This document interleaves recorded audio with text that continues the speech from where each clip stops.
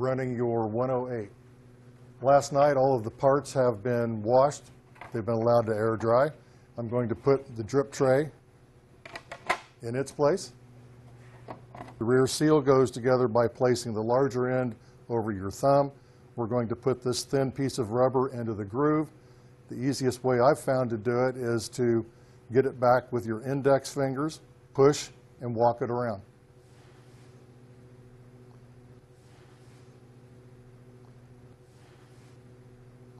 Next, I'm going to take our two scraper blades.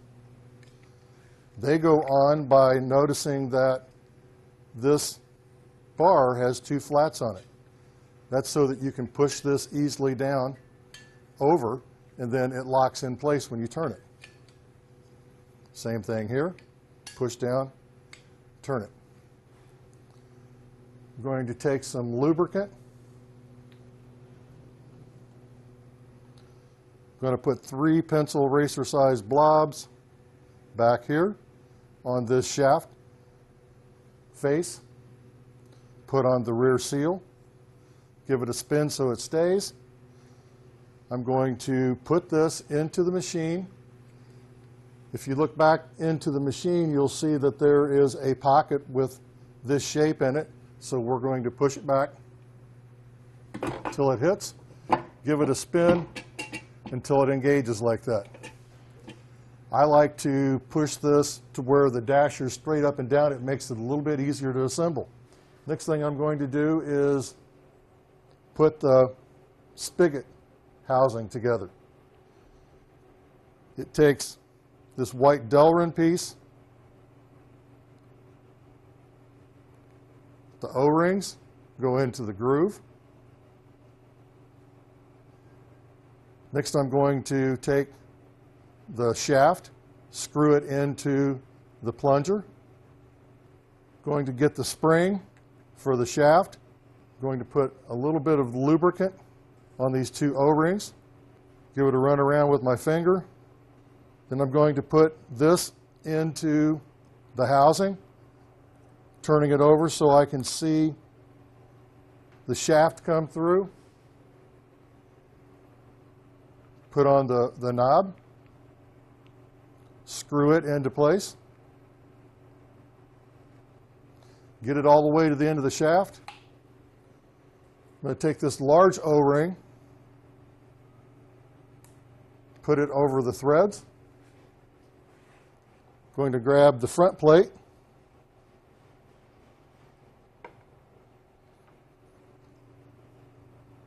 want to put it on the opposite direction from this bushing recess in the front plate. Put it on and thread it into place. Wind up with this hole being aimed down. Going to grab the front plate bushing. Going to put the O-ring into place into its groove. Put a little bit of lubricant on the face and down into the hole, just a little bit, and just on the outside. I'm going to pull this out just a little bit. It aids in assembly. Go up and first of all hit the hole on the dasher. Line it up. Spin this until you line it up with the knobs. You want to start knobs. The first one, you just barely want to get it started. Go to the opposite side. You might need to help it by pushing a little bit. Get the second one on. Now you can start the other two.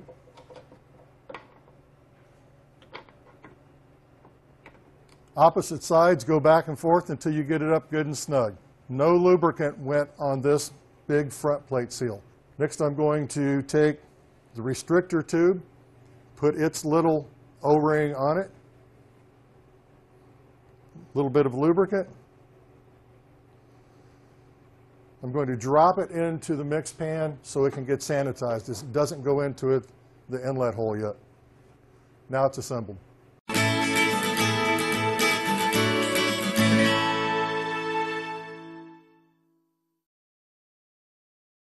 Okay, now we're going to sanitize and charge the machine.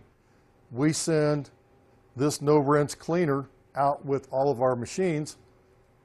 It works as a ½ ounce per 2 gallons or 1 ounce per 4 gallons. I have 4 gallons here. This little container is 1 ounce, so I'm going to put in 1 ounce. I'm going to get the lid back on this.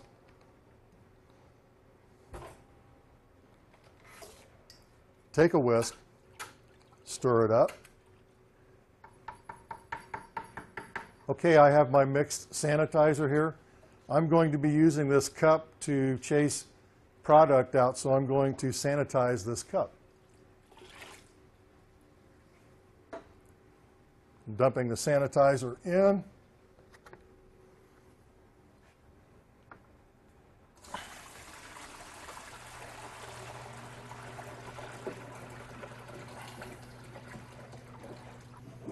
Going to take the brush, go all the way around the outer edges with it.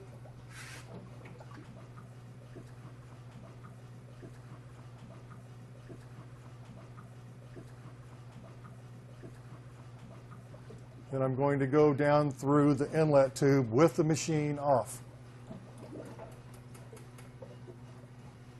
Okay, it took a minute, but I let the sanitizer bubble down into the barrel.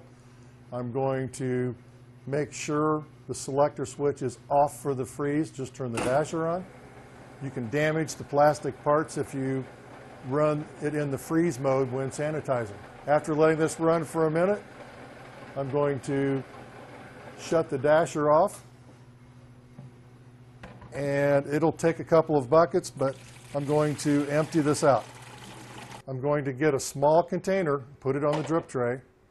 I'm going to take that sanitized cup that I have, and I'm going to hold this open and slowly pour mix all the way around the sides.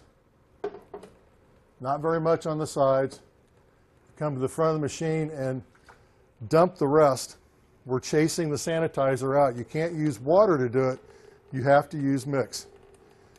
So once it starts coming out the same color and consistency as what you're putting in, shut the spigot.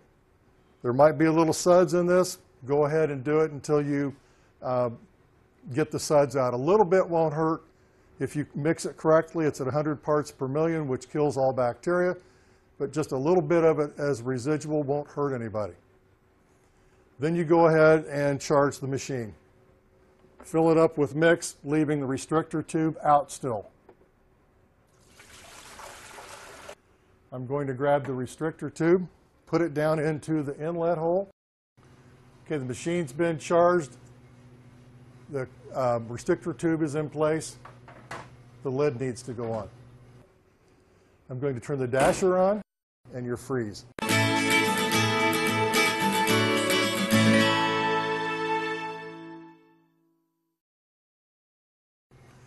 Okay, it's the end of the day. We have dispensed all of the product we can get out into clean, sanitized bucket, put them back into the walk-in. After that, I ran 2 gallons of lukewarm water with a little bit of detergent in it through, with the freezer off, of course, just the dasher on. Let it rinse, emptied that out into a bucket, and then did it again. So I'm at the stage now where I'm going to start taking things apart to clean. I need to get the lid off, get the carb tube out, or restrictor tube. I'm going to get the O-ring off. I'm going to put extra room down here on a dry cloth. I'm going to pinch, I'm going to push up. It makes the O-ring pucker and it slides right off. I'm going to have a little bit of water that spills out. There's not a lot I can do about that, so I'm just going to let it go. Take these front plate knobs off. I'm going to get them all loose. Seems to be easier to get off that way. Most of this will go into the drip tray. So I'm going to take the lower two off. I'm going to put my hand on it, take the upper two off.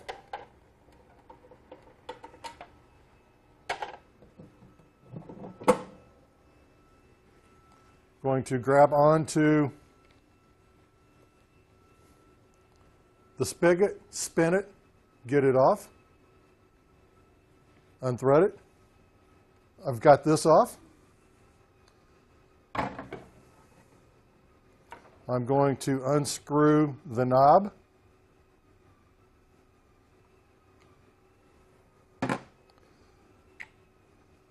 Push on the rod to get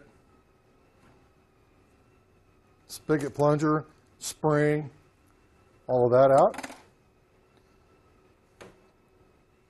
Going to unscrew the rod.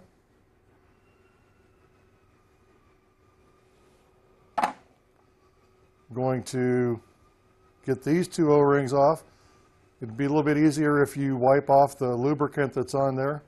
Go to a dry spot, again, pinch and push up, and it rolls off.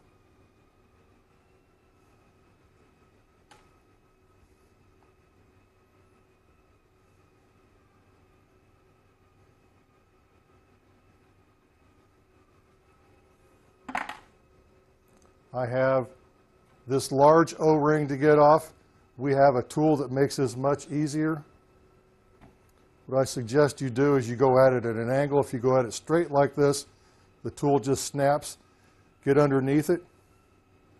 Get back to the thicker part of the tool. Roll the O-ring off. I have this bushing that needs to go in. I have this dasher assembly.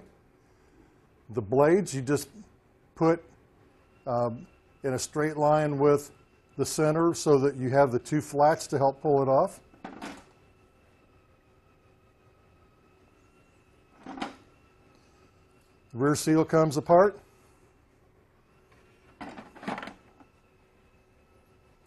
To get this rear seal apart, I'm just going to use a dry rag, grab onto the rubber, and pull it right off.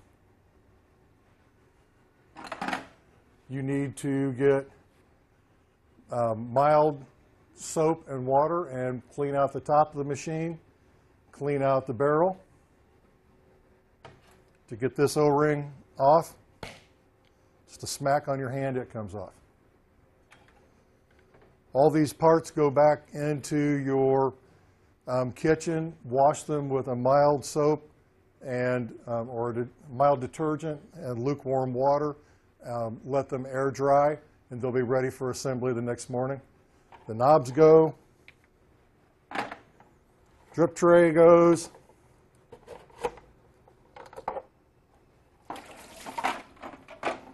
And the lid goes. That should be it for cleaning your machine.